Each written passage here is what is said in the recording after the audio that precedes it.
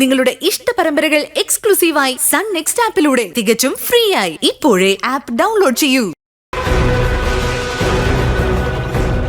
നീയൊക്കെ മനുഷ്യജന്മം തന്നെയാണോ? എന്തായാലും പകുതി സെൻസർ ചെയ്തിട്ടാ നീ പറഞ്ഞെന്ന് എനിക്കറിയാം. സാരമില്ല, തൽക്കാലം കമ്മീഷണർക്ക് കൊടുക്കാനുള്ളത് എനിക്ക് കിട്ടി. ബാക്കി നിന്റെ നാവിൽ തന്നെ ഞാൻ എടുത്തോളാം. നിന്റെ കൂട്ടുപ്രതി ആ സ്വാതിയെ, അവളെ ഞങ്ങൾ കസ്റ്റഡിയിൽ എടുത്തിട്ടുണ്ട്. അവളിപ്പോ അകത്ത് കിടക്കുക. ഇവനെ പിടിച്ച് വണ്ടി കയറ്റടോ.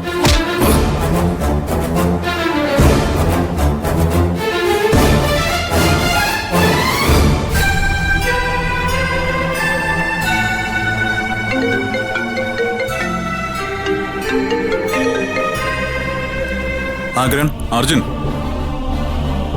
ആണ്ടവനെ ഞാൻ കസ്റ്റഡിയിൽ എടുത്തിട്ടുണ്ട്. അവനെ കൊണ്ട് പറയിപ്പിക്കാവുന്നതിന്റെ മാക്സിമം ഞാൻ പറയിപ്പിച്ചിട്ടുണ്ട്. 1-2 തെളിവുകളും കൂടി കിട്ടിയ കമ്മീഷണറെ ഞാൻ പൂട്ടും. അല്ല, ആണ്ടവൻ എന്താ പറഞ്ഞത്? അതൊക്കെ ഞാൻ പറഞ്ഞോളാം. എന്തായാലും ഞാൻ അങ്ങോട്ട് വരുവാ. ബാക്കിയൊക്കെ നേരിട്ട് പറയാം. ഓക്കെ കിരൺ, കാണാം. ശരി.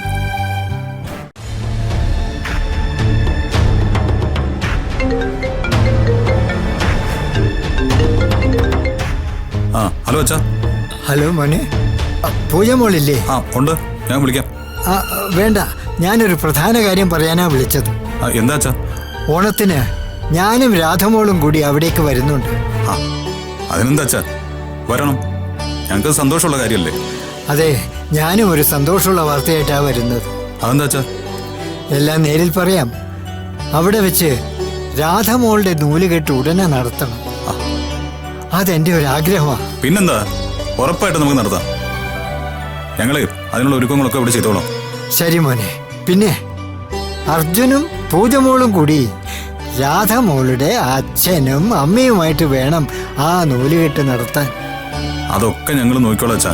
അക്കാര്യത്തിൽ സന്തോഷമുള്ളൂ. ശരി മോനെ, എന്നാ പിന്നെ ഞാൻ ഫോൺ വെക്കട്ടെ. അവിടെ വന്നിട്ട് കാണാം. ശരി അച്ഛാ. ആരാ ചേട്ടാ? വിശ്വനാഥനെ വിളിച്ചത്. അച്ഛൻ എന്താ പറഞ്ഞ? ഓണത്തിന് രാധമോളയും കൊണ്ട് തന്റെ അച്ഛനും കൂടെ വരുന്നുണ്ടെന്ന്. ആണോ? അല്ല, സാധാരണ അച്ഛൻ അങ്ങനെ പുറത്തേക്ക് പോവാത്തതാണല്ലോ. ഇപ്പൊ താനിവിടെയല്ലേ, അതുകൊണ്ടാവും. പിന്നെ രാധമോളുടെ നൂലുകെട്ട് നമ്മൾ രണ്ടാളും ചേർന്ന് നടത്തി കൊടുക്കണമെന്ന് പറഞ്ഞു. അതിനിപ്പോ എന്താ, രാധമോൾക്ക് നൂല് കെട്ടാനുള്ള യോഗം നമുക്കായിരിക്കും ദൈവം വിധിച്ചത്. പാവം, ആര് പ്രസവിച്ച മോളാണോ എന്തോ. ആരായാലും ആ മോളുടെ തലവതി ഇതായിരിക്കും. അല്ലെങ്കിൽ ഇത്രയും തങ്കക്കുടം പോലിരിക്കുന്ന ഒരു കുഞ്ഞിനെ ആരെങ്കിലും ഉപേക്ഷിക്കുമോ? അത് നേരാ. പാവം, ആ മോൾ എന്തറിയുന്നു? അത് ശരിയാണ്.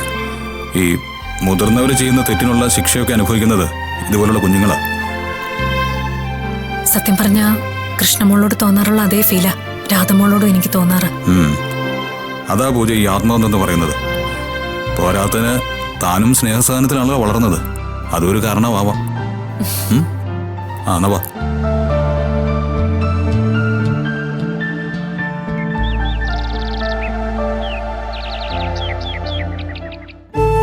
എല്ലാം ഇവിടെ അവസാനിക്കട്ടെ അച്ഛമ്മേ. ഇനി ഒരിക്കലും ആ കമ്മീഷണറോ അഞ്ജനാമയോ നമ്മുടെ ജീവിതത്തിലേക്ക് വരില്ല. അതെങ്ങനെയാ പൂജമോളെ ഉറപ്പിച്ച് പറയാൻ പറ്റുന്നേ? അഞ്ജനാമ എനിക്ക് വാക്ക് തന്നത് ഇനി ഒരു ബുദ്ധിമുട്ടും കമ്മീഷണറെ കൊണ്ട് നമുക്ക് ഉണ്ടാവില്ലെന്ന്. അഞ്ജനയ്ക്ക് അങ്ങനെ പറയാനല്ലേ പറ്റുമോളെ? എന്ത് വേണം തീരുമാനിക്കുന്ന കമ്മീഷണർ അല്ലേ? ഒന്നും കാണാതെ അഞ്ജനാമ അങ്ങനെ പറയില്ലമ്മേ. ഒരു കണക്കിന് അതാ നല്ലത്. എല്ലാം ഇവിടെ അവസാനിക്കട്ടെ. അവരായി അവരുടെ പാടായി. ഇനി കമ്മീഷണറുടെയോ അഞ്ജനാമ്മയുടെയോ കാര്യങ്ങൾ ഈ വീട്ടിൽ സംസാരിക്കാൻ പോലും പാടില്ല.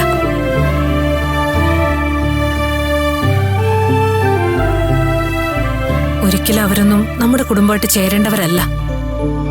പൂജ പറയുന്നതിലും കാര്യമുണ്ടമ്മേ. ഈ പ്രിയ കാരണം നമ്മളെല്ലാവരും ഒരുപാട് ദുരിതങ്ങൾ അനുഭവിച്ചു. ഇപ്പൊ എല്ലാത്തിനും ഒരു അവസാനം ഉണ്ടായി.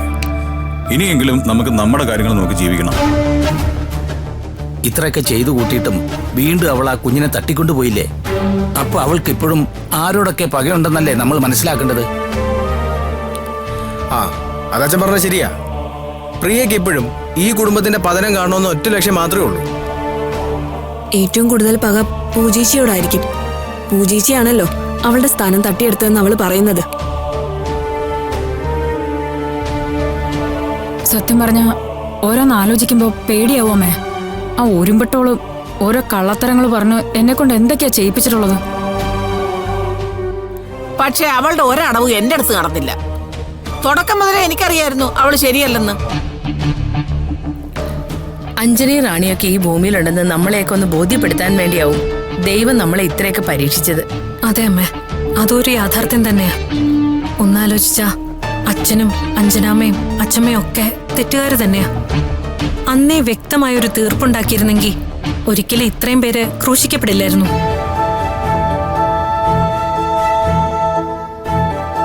അച്ഛന്റെ അഞ്ജനാമ്മയുടെയും ബന്ധം ശക്തമായിരുന്നു.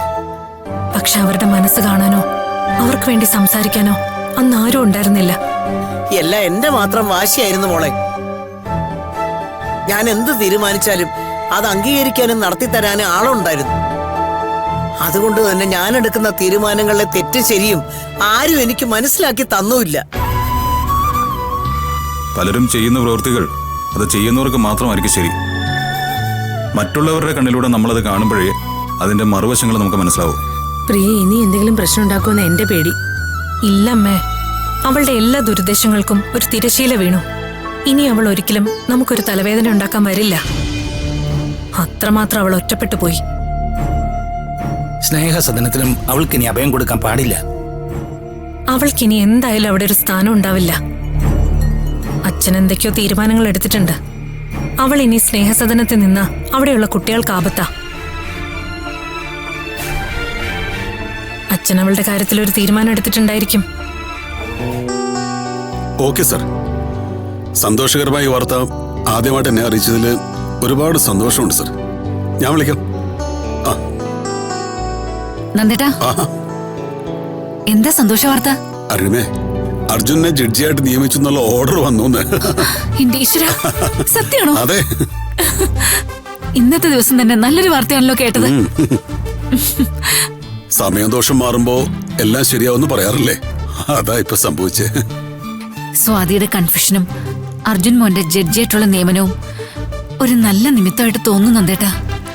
അതെ അരുണമേ, ജഡ്ജിയായിട്ടൊക്കെ നിയമനം കിട്ടുക എന്ന് പറഞ്ഞാ നിസ്സാര കാര്യമാണോ? എന്തായാലും അർജുന്റെ സത്യസന്ധമായിട്ടുള്ള കാഴ്ചപ്പാട് അവന് ഗുണം ചെയ്തു. അല്ല നന്ദേട്ടാ, ഇവിടെ തന്നെയാണോ നിയമനം? അല്ല, ഡൽഹിയിലേക്കാണ് സാധ്യതയുള്ളതെന്നാണ് ഇപ്പോ ശ്രീധർ പറഞ്ഞത്. സംഗതികൾ അർജുൻ പോലും അറിഞ്ഞിട്ടില്ല. എന്റെ സുഹൃത്ത് ജസ്റ്റിസ് ശ്രീധരൻ കൊളീജിയത്തിൽ ഉണ്ടായിരുന്നുകൊണ്ടാണ് നമുക്കിങ്ങനെ പെട്ടെന്നൊരു സൂചന ലഭിച്ചത്. നന്ദേട്ടാ, അങ്ങനെയാണെങ്കിൽ നമുക്കൊന്ന് വീട് വരെ പോയാലോ? നേരിട്ട് നമുക്ക് അവരോടൊക്കെ വിവരം പറയാം. പോകാം. അതാവുമ്പോ തന്റെ അമ്മയ്ക്ക് സന്തോഷാവും. അതെ, ഇതോടെ നമ്മളെ ബാധിച്ചിരിക്കുന്ന എല്ലാ പ്രശ്നങ്ങളും മാറും നന്ദേട്ടാ. അതെ അരുണിമേ, കുറെ നാളായില്ലേ ഒന്ന് മാറി എന്തൊക്കെയോ നമ്മൾ തരണം ചെയ്യുന്നു. എല്ലാത്തിനും ഒരു അവസാനമാവട്ടെ. അല്ല നന്ദേട്ടാ, അങ്ങനെയാണെങ്കിൽ അർജുനോടൊപ്പം പൂജമോക്കം പോകേണ്ടി വരുമോ? അത് അവരെന്താണോ തീരുമാനിക്കുന്നത് അതിനൊപ്പം നമ്മൾ നിൽക്കണം.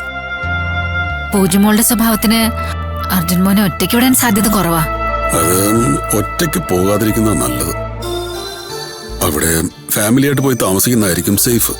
എന്തായാലും നന്ദേട്ടനായിട്ട് അവളെ കൂടി പറഞ്ഞേക്കാൻ നോക്കണ്ട. പൂജമോള് സാവധാനം പോയാ പോരെ? താൻ എന്തായാലും പുറപ്പെടാൻ തയ്യാറാവും.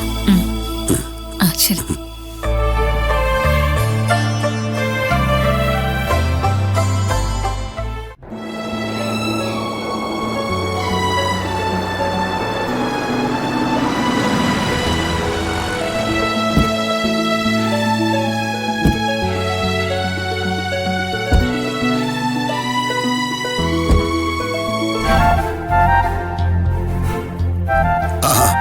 നമ്മൾ പറഞ്ഞിട്ട് വേണം അർജുൻ ഈ വിവരം ഒന്നറിയാൻ. ചിലപ്പോ അത് അറിഞ്ഞിട്ടുണ്ടെങ്കിലോ?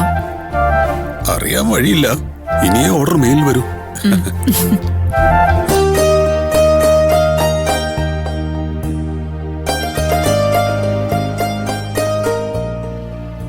ഞങ്ങൾ ഇപ്പൊ ചേച്ചിയുടെ കാര്യം പറഞ്ഞതേ ഉള്ളൂ. എന്തായാലും സ്വാതിയുടെ തുറന്നു പറച്ചിലൂടെ സമാധാനായി അമ്മേ. പലരുടെയും ഫോൺ വിളികളും കുത്തി കുത്തിയുള്ള സംസാരവും അവസാനിച്ചു. അതെ ചേച്ചി, പറയുന്നവർക്ക് എന്തും പറയാം. ഇപ്പൊ അനുഭവിക്കുന്ന ആരാ? അർജുൻ മോനല്ലേ. അവന്റെ പ്രൊഫഷനെയല്ലേ അത് ബാധിക്കുന്നേ? അർജുന്റെ പ്രൊമോഷൻ ഒന്നും സംഭവിച്ചിട്ടില്ല. എല്ലാവരെയും സന്തോഷിപ്പിക്കുന്ന ഒരു സന്തോഷ വാർത്തയുമായിട്ടാണ് ഞങ്ങൾ വന്നിരിക്കുന്നത്. എന്താ നന്ദേട്ടാ? ആദ്യം നമ്മുടെ അർജുനെയും പൂജ ഒന്ന് വിളിക്ക്. മോളെ പൂജേ, അർജുനെ ഒന്ന് ഇങ്ങോട്ട് വിളിച്ചോണ്ട് വന്നേ. ദേ നന്ദേട്ടനും ചേച്ചി വന്നിട്ടുണ്ട്. ആഹാ